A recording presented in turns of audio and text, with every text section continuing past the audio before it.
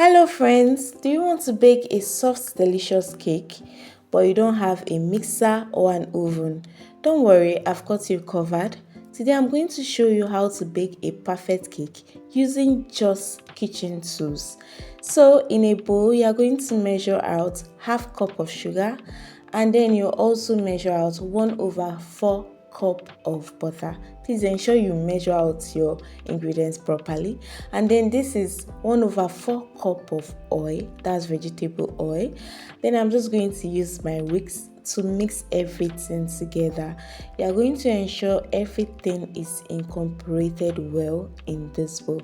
And don't worry, this does not take time. It's just a little bit of your strength and your sugar, butter and oil consistency will change. As you can see in the video, it has already gone from yellow to pale yellow. This is the perfect color you want it to look. The next thing to do is you are going to get 2 large eggs. Please, 2 large eggs. Then you are going to break your 2 large eggs into a bowl and you're just going to beat the egg. You beat your eggs until you see those bubble-like things on it. So next we are going to prep for our dry ingredients. I'm going to measure out 1 cup of flour, sieve it, then half cup of flour. I'm also going to sieve it. Yeah, sieving to remove lumps from this. Then I'll be adding half tablespoon of baking powder. I will also sieve it. Then I'll just mix everything together. You want to mix your baking powder with the flour. Then I'll be adding salt. I'm adding 1/8 teaspoon of salt. This is Foster Clark vanilla essence flavor, so I'll be adding half teaspoon of vanilla flavor.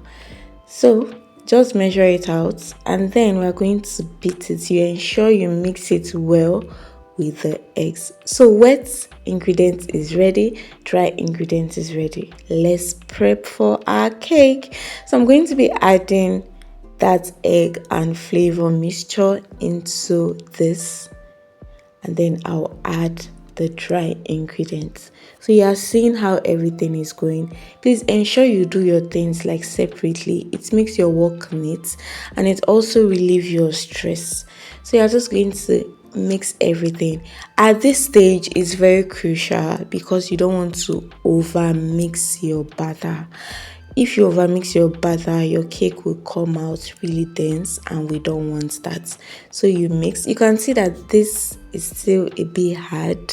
It's not a dropping consistency. That's not what we are going for. So I'm going to add the remaining dry ingredients. Then I'm going to mix it properly.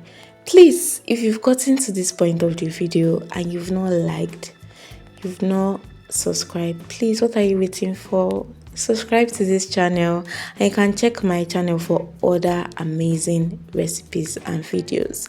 So you can see that this is not even dropping at all. If you bake that thing like that, it's going to be a very hard cake and we don't want that. We want soft, fluffy and delicious. So I added the remaining bits of the egg and I mixed it together and I still even noticed that this thing is still hard. So what are we going to do? We're going to add half cup of milk. For this I'm using Hollandia evap milk. And another beauty of adding milk to this is it gives your cake this delicious taste. If you add milk to cake, you understand what I'm talking about. So when next you are baking a cake, or if you want to try to bake a cake for the first time, add milk. It elevates the taste. But if you want to keep it for a long time, milk reduces the shelf life of a cake. So you can see that this consistency is perfect because it's a dropping consistency. You know that if you bake this cake, it's going to turn out soft. Whilst the cake batter is ready, what we are going to do next is grease our pan. You are greasing your pan so that when you bake, your cake will slide off easily from the baking pan. So I added butter to this, which I've shown, and I also added flour. Please don't forget to add your flour into this. It makes your cake to come out easily from the pan. And if you don't want to go through this stress, you can just get a baking paper that you can just line inside the pan. So I'm going to add my cake batter into this greased pan. Please always ensure you grease your pan or grease your pan. To avoid wastage, I'm scraping every last of that cake batter.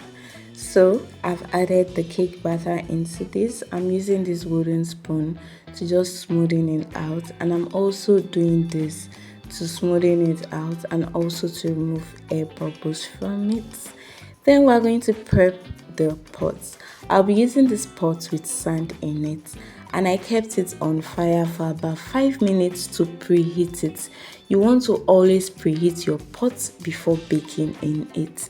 Then I'm going to bake this cake for 30 minutes on low heat. Please, low heat. I covered it to retain the heat. So after 30 minutes on low heat, I'm going to use something to just check if it's ready, and it came out clean. That means it's ready. So our cake is ready. What do you do after your cake is ready? You bring it out from the pan. You can see how it slided off easily from that pan. That's what you want your cake to be. So after baking your cake, you allow your cake to cool completely before even cutting into it. So this is a cooled down cake. So I'm just going to cut into it to see how it is.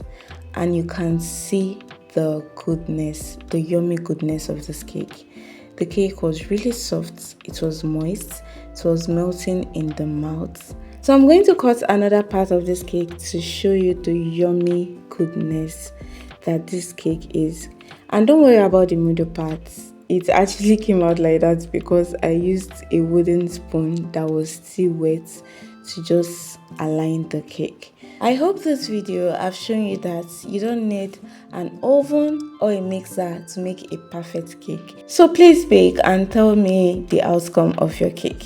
Thank you so much for watching. Subscribe to the channel and check my other videos.